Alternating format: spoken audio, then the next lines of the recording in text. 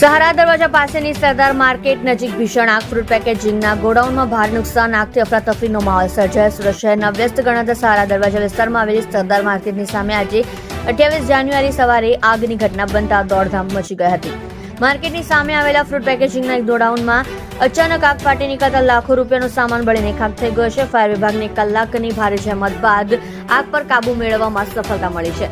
પુઠ્ઠાના box અને પ્લાસ્ટિકના કેરેટથી આગે વિકરાળ રૂપ લીધું. સરદાર માર્કેટની સામે ફ્રૂટ માર્કેટની નજીક બે દુકાનોની જોડીની મોટું ગોડાઉન આવેલું છે. આ ગોડાઉનમાં ફ્રૂટ પેક કરવા માટેના પુઠ્ઠાના બોક્સ અને પ્લાસ્ટિકના કેરેટનો મોટો જથ્થો સંગ્રહિત હતો. આજે વહેલી સવારે આ ગોડાઉનમાં અચાનક આગ લાગી હતી. જ્વલનશીલ સામગ્રી હોવાને કારણે આગે જોતજોતામાં વિકરાળ સ્વરૂપ ધારણ કરી લીધું હતું, જેના ધુમાડાના ગોટે ગોટા દૂર દૂર સુધી જોવા મળ્યા હતા.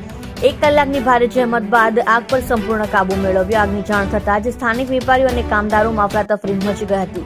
ઘટનાની ગંભીરતા જોતા તાત્કાલિક ફાયર બ્રિગેડને જાણ કરવામાં આવી હતી. ડુંભાલ અને માન દરવાજા ફાયર સ્ટેશનની કુલ 4 ગાડીઓ તાત્કાલિક ઘટના સ્થળે પહોંચી હતી.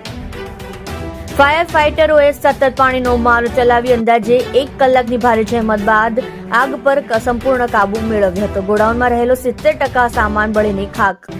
સદનસીબે આ દુર્ઘટનામાં કોઈ જાનહાનિ થઈ નથી, જેનાથી તંત્ર અને વેપારીઓએ સરાહતનો શ્વાસ લીધો છે. પ્રાથમિક અંદાજ મુજબ ગોડાઉનમાં રહેલો 70% જેટલું સામાન બળીને ખાખ થઈ ગયો છે. આગ લાગવાનું ચોક્કસ કારણ હજુ જાણી શકાયું નથી, પરંતુ પ્રાથમિક દ્રષ્ટિએ શોર્ટ સર્કિટને કારણે આગ લાગી હોવાની શક્યતા સેવાઈ રહી છે.